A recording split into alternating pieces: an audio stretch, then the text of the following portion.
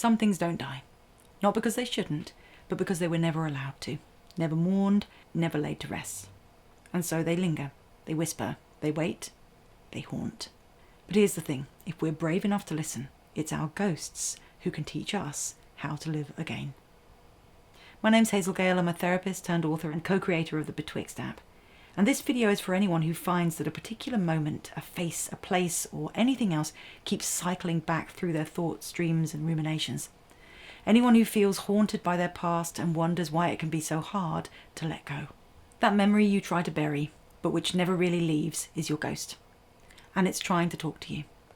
This is how to hear its message and finally lay it to rest.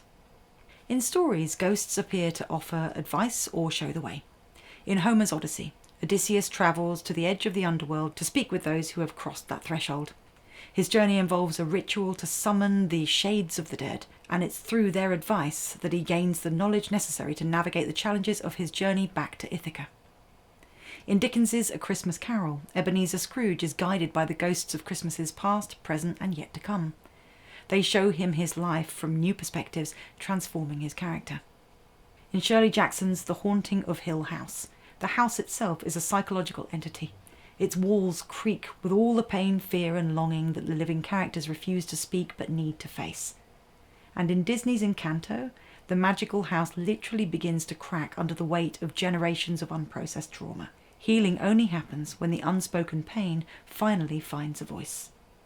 Narrative ghosts are rarely about horror. They're about memory. They come back so that what was silenced can be heard, and the same is true for our inner spectres. Symbolically, ghosts have a number of potential psychological meanings, all very potent. Our ghosts are our unfinished business, unacknowledged grief, memories we couldn't bear to bury, parts we couldn't allow to live on.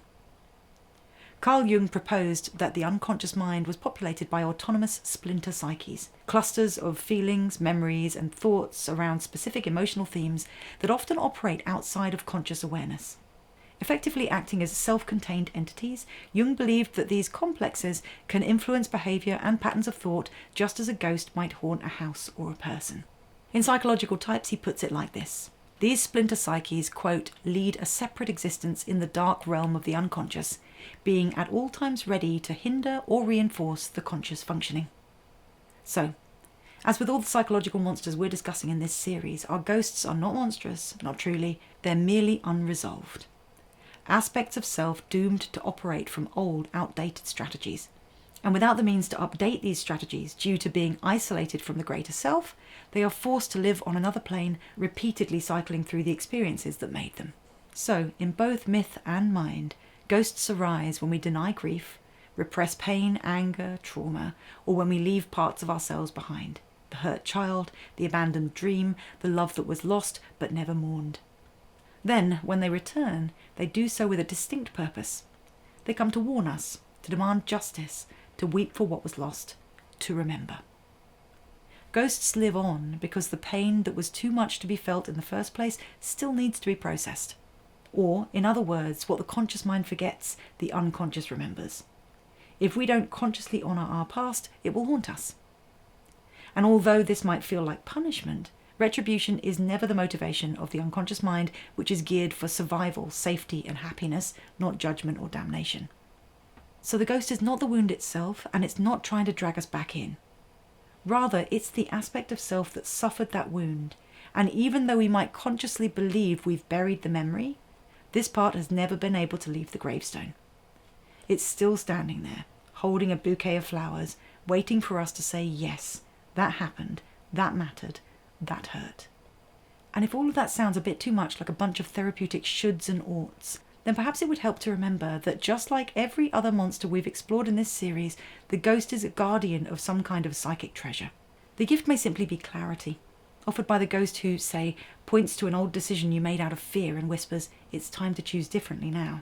It may be freedom, when you finally cry the tears you never allowed yourself as a child, and can move on at last. Sometimes the treasure is tenderness, a deeper compassion for yourself and others, born of having turned towards pain rather than away from it.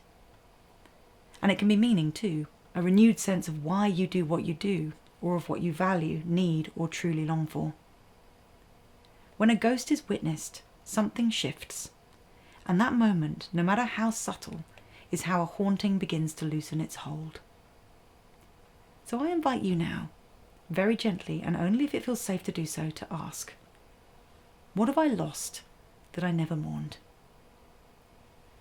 What version of me still haunts the halls of my inner world, waiting to be remembered? Your ghost may be the tender young self who lived in a childhood home you never got to say goodbye to. The part that misses the friend who drifted away without a farewell. The dreamer that dreamt the dream that you quietly decided was impractical. Your ghost may mourn the body you once had before illness or age changed it.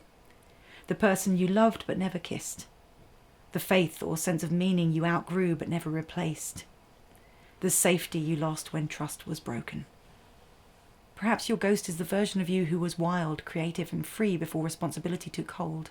The one who loved freely before heartbreak made you cautious. Or the voice you silenced to keep the peace. Maybe you have ghosts of all these kinds and more. If any of these examples ring true, or if a different kind of ghost comes to mind for you, then the final question to ask yourself here is this. What would it take to lay my ghosts to rest, not by forgetting, but by allowing? If it feels safe, I'd like you to imagine that you're walking slowly through a house you once knew well. As you move through its rooms, you notice a door that you've never seen before, never opened before, and so, quietly and with just a little caution, you turn the handle. Behind the door, a small figure waits. Your ghost. But they don't speak. They just hold out their hand. You look down and you pause, because these decisions are not to be made lightly. Will you take the ghost's hand and let them show you what they've been holding all this time? You don't have to, if it's not the right time or if it doesn't feel safe. I've led you through this little visualization just to remind you that you can if you want to. In the real, practical world, there are countless ways to honour your past pain, and no one method will be right for every person. You may choose to start by naming your ghost, by drawing it, or imagining its message and putting it into words. Perhaps you'd like to light a candle, write a letter, or sing a song that this part of yourself would know and love. Or maybe you only need to whisper, "I do remember." Sometimes the tiniest of outward gestures can create inner release. The moment we remember with compassion, our ghosts can start to settle. Not dead and buried, but reintegrated and allowed. Parts of the living self at last. In spite of their focus on remembering, ghosts are not designed to drag us backwards. Rather, they appear so that at last we can carry them forwards with us. And therein lies the true magic of this archetype. The ghost shows us that the very memories that haunt us are also the ones that can set us free.